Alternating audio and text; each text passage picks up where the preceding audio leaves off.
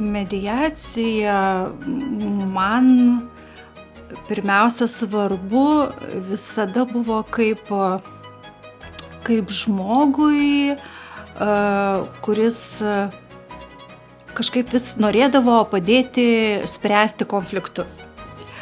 Aš vis kažkaip norėdavau lyg ir sutaikyti žmones, ar kad tų konfliktai neįsipliekstų, bandydavau aiškintis kažkaip, kame čia reikalas ir kad visiems būtų gerai kažkaip, bandydavau visą laiką gyvenime ir matyt mane atvedė į tą mediaciją. Šiame procese šalis gali neapsiriboti vienu sprendimu, o tiesiog pamatyti, kad tų būdų yra begalės ir išeičių yra begalės.